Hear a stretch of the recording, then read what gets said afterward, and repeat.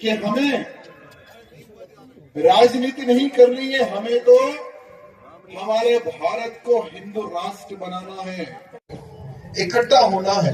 यहाँ भावना से जो महाराज जी ने यात्रा निकाली है, मैं पूरे हिंदू समाज की ओर से महाराज जी को कोटि कोटि प्रणाम करता हूँ। मित्रों, जब एक संत रोड पर आता है ना, इतिहास रचता है। जब एक संत जब रोड पर आता है, वो इतिहास रचता है। और दुर्भाग्य है हमारे भारत के हिंदुओं का, जो आज धर्म के बारे में विचार नहीं कर रहा है, देश के बारे में विचार नहीं कर रहा है। लोग जहां धर्मांतरण, गौ माताओं की हत्या हो रही है, उस विषय पर हिंदू विचार नहीं कर रहा है। हिंदू तो सिर्फ यहां विचार कर रहा है कि मैं मेरे बच्चे को इंजीनियर, डॉक्टर, प्रोफेसर कैसे बनाऊं।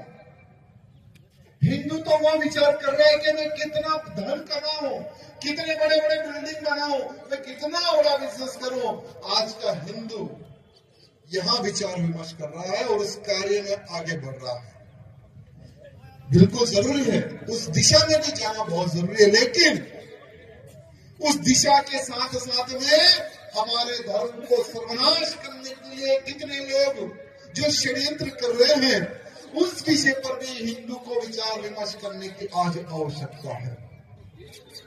उस हिंदू को आज ये सोचने समझने की आवश्यकता है कि जो अरबपति, जो करोड़पति कश्मीर छोड़कर भागा है, वो अरबपति, वो करोड़पति बंगाल में कट गया है, वो अरबपति, वो करोड़पति आज बांग्लादेश में कट रहा है, मर रहा है, खाने खाने को तड़प रहा है, अपनी बेटी की इज्जत भी नहीं बचा सक रहा बांग्लादेश में, वो हिंदू।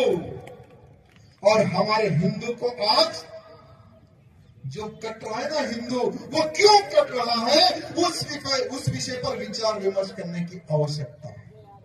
मित्रों, महाराज जी ने बहुत अच्छे शब्दों में कहा है कि हमें राजनीति नहीं करनी है, लेकिन जो सोचते हैं ना कि महाराज जी का उद्देश्य राजनीति करने का है, मैं उनकी सोच में परिवर्तन लाने के लिए यहाँ पर आया हूं। महाराज जी को कोई जरूरत नहीं है राजनीति करने की। अगर जिस दिन महाराज जी चाहे राजनीति करना है तो किसी महिकलाल में दम नहीं के रोक सके। हम तो हमारे प्रधानमंत्री मोदी जी से निवेदन करते हैं कि पार्लियामेंट में ऐसे 25 साधु संतों को पार्लियामेंट में बिठाइए जो हिंदुत्व की बात करें पार्लियामेंट में बैठकर। आज साधु संतों को बड़ी बड़ी रैलियां निकालनी पड़ रही है, सभाएं करनी पड़ रही है। बागेश्वर धाम के महंत धीरेन्द्र कृष्ण शास्त्री जी का कहना है कि मैं आज रोड पर आया हूं इसलिए नहीं कि मुझे राजनीति करना है, मैं आज इसलिए आया हूं क्योंकि सोए हुए हिंदू को जगाना है। दिल्ली में देवकीनंदन जी महाराज जी ने एक सभा लगाई है साधु संतों की, और सनातन बोर्ड की उन्होंने मांग की है। क्या उनकी मांग क्या गलत है? अरे जब वक्फ बोर्ड हो सकता है तो सनातन बोर्ड क्यों नहीं हो सकता? ये साधु संतों की आज मांग है। क्या ये गलत है? मित्रों, आज के हिंदू को सोचने की आवश्यकता है कि जो हिंदू इन मुद्दों पर लड़ना है, जो राजनेता इन मुद्दों पर लड़ना था, वो राजनेताएं नोट कमाने में बिजी है, बंगला बनवाने में बिजी है, अपने कद को बढ़ाने में बिजी है। मैं उनसे निवेदन करना चाहता हूँ, हाथ जोड़कर बंगला बनाओ, नोट कमाओ, लेकिन थोड़ा हिंदू के प्रति भी विचार करो। सनातन बोर्ड के लिए एक बार पार्लियामेंट में ठहर के एक बार बात करो। अरे जब हमें घर में जब भूख लगती है ना किसी को, तो हम जब हमारी माँ को, माँ मुझे खाना दे दे, जब तक हम नहीं मांगते हमारी माँ भी हमें खाना नहीं देती है। तो आज प्रधानमंत्री मोदी जी देख रहे हैं कि कौन किस डिमांड को लेकर आगे बढ़ रहा है, कौन किस मांग को लेकर आगे बढ़ रहा है। तो आज इस सभा के माध्यम से हमें मोदी जी को यह संदेश देना है कि मोदी जी, एक बार साधु संतों की भी आवाज आप लोगों से सुनने की आवश्यकता है।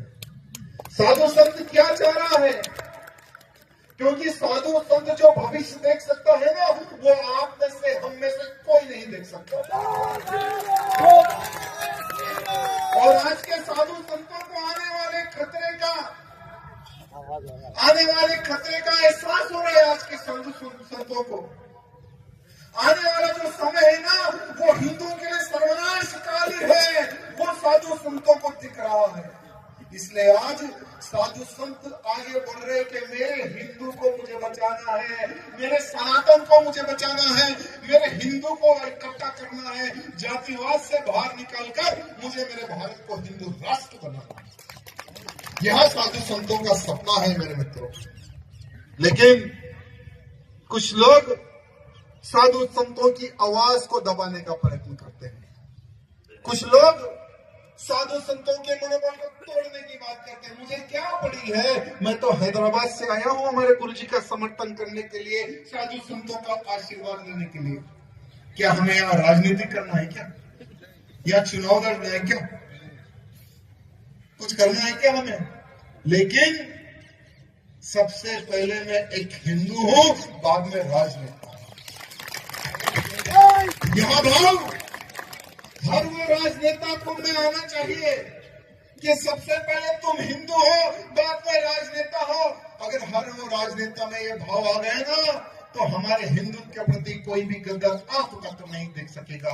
यहां मैं चैलेंज की और डंके की नोक पर कहता हूं।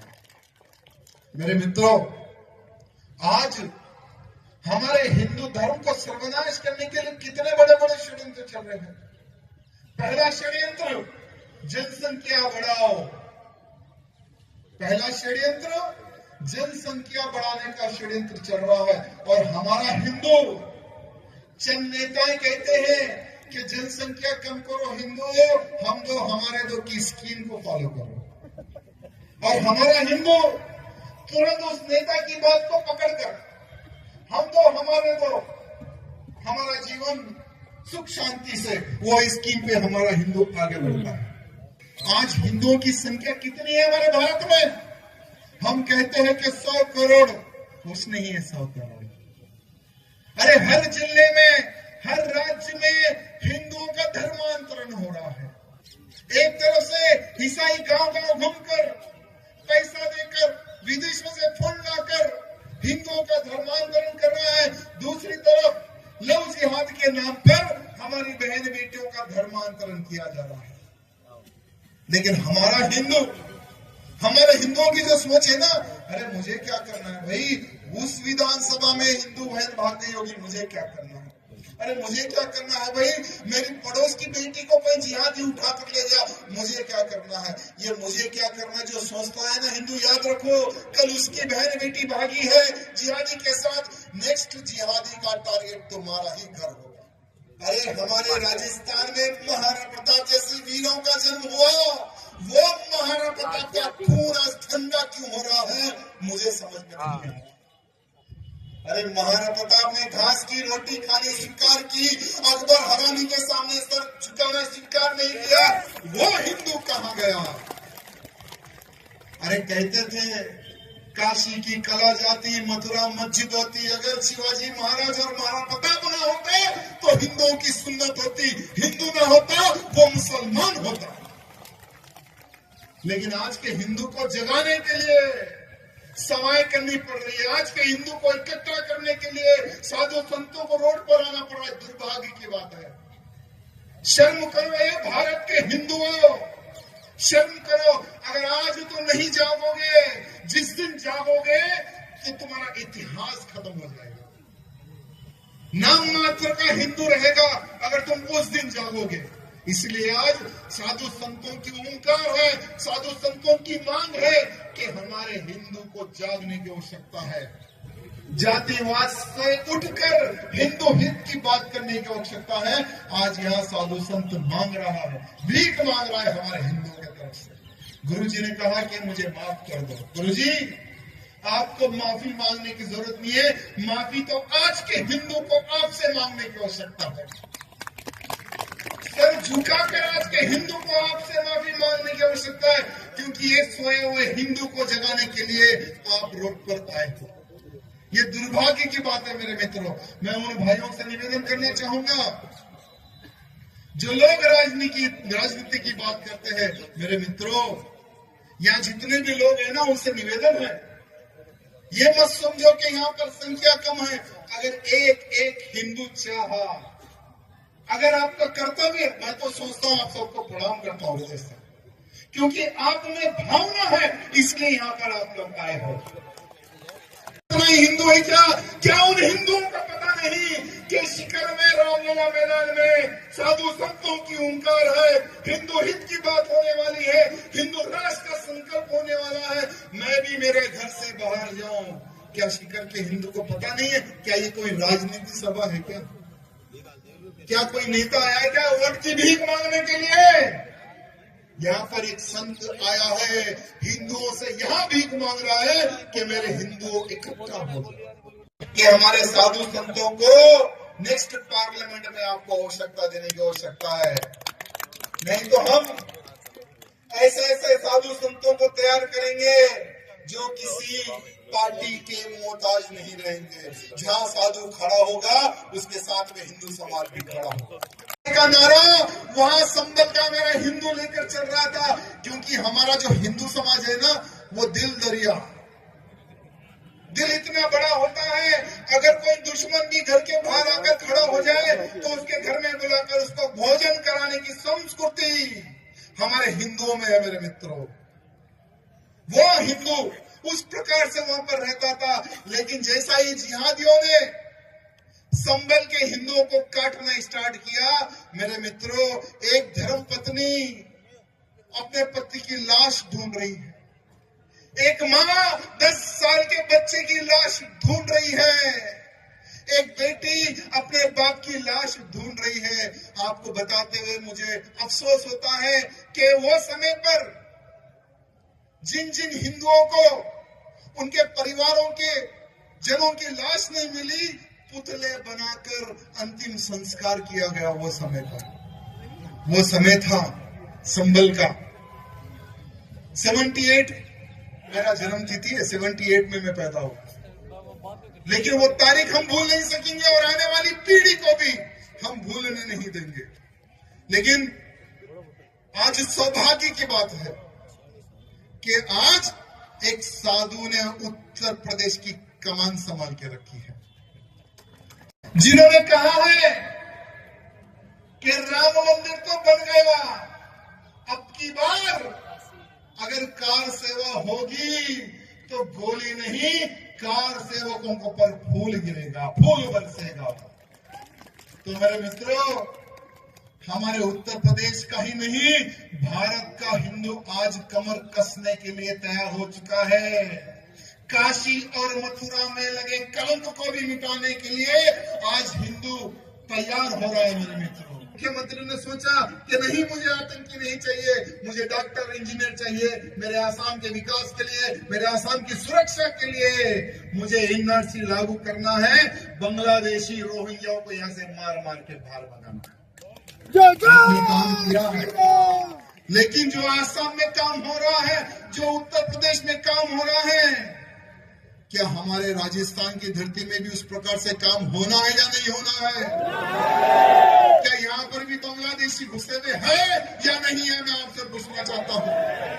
अरे कुछ ही महीने पहले 12 बांग्लादेशियों को, 12 घुसपैठियों को पकड़ा गया, जो घुस रहे थे इलीगल रूप से, उनको पकड़ा गया। ठीक है, पकड़े गए, गुड, लेकिन कितने ऐसे हरामी हैं जो चुप कर बैठे हैं? बर्थ सर्टिफिकेट बना लो, वोटर आईडी कार्ड बना लो। यहाँ पर इस प्रकार की स्कीम चल रही है। ये स्कीम हमें बहुत नुकसान पहुंचाएगी। हमारे राजस्थान के मुख्यमंत्री जी से निवेदन करना चाहता हूँ, राजस्थान विकास की ओर बढ़ना है, बिल्कुल सत्य बनना। राजस्थान उन बुलंदी पर पहुंचे जो सब लोग देखे कि हाँ, हमारे राजस्थान के ये नए मुख्यमंत्री ने राजस्थान को उन बुलंदी पर लेके गया है जो आज विकास दिख रहा है। बिल्कुल होना चाहिए, लेकिन हमारे मुख्यमंत्री जी से निवेदन है कि कुछ और विकास भी राजस्थान में होना चाहिए। मुख्यमंत्री जी, आपकी बहुत अच्छी दोस्ती है हमारे उत्तर प्रदेश, हमारे बाबा जी से। उत्तर प्रदेश के मुख्यमंत्री जी योगी जी से आपकी बहुत अच्छी दोस्ती है। आप उनको गुरु मानते हैं, हम भी उनको गुरु मानते हैं। एक बार चाय पे चर्चा कर ले उनसे।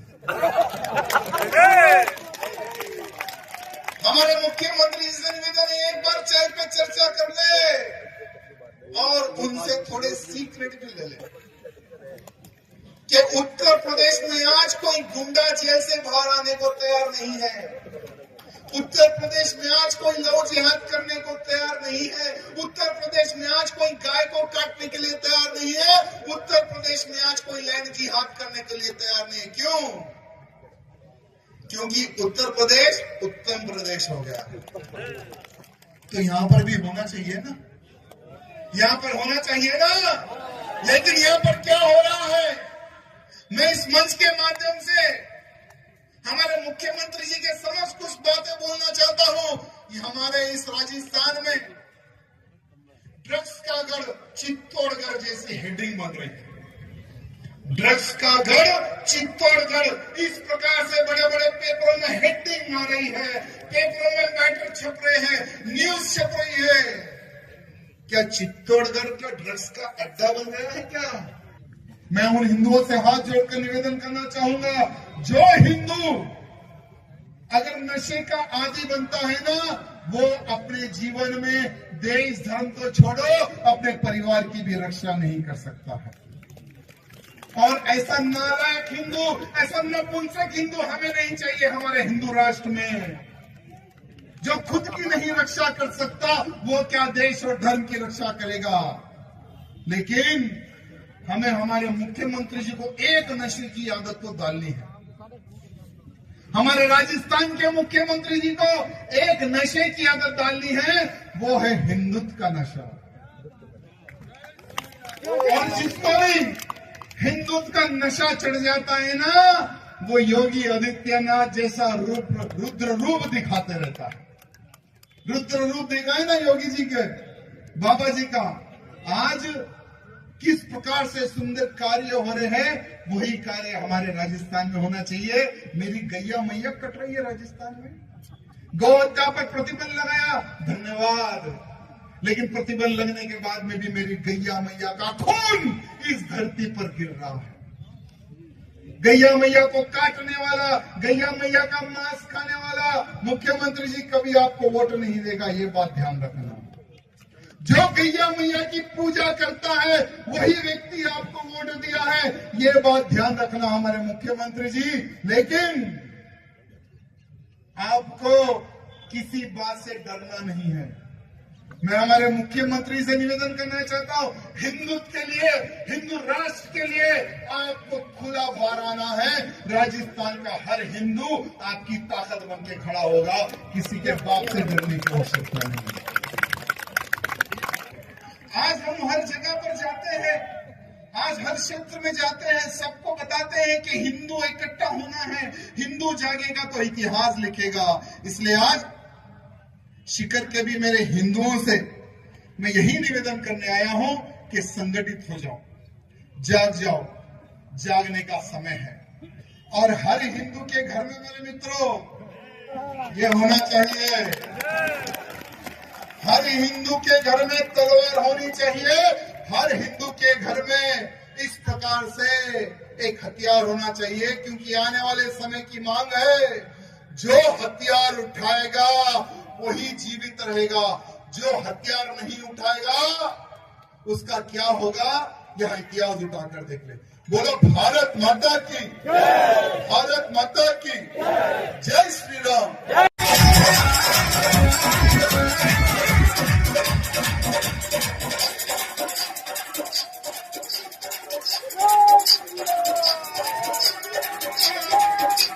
धन्यवाद।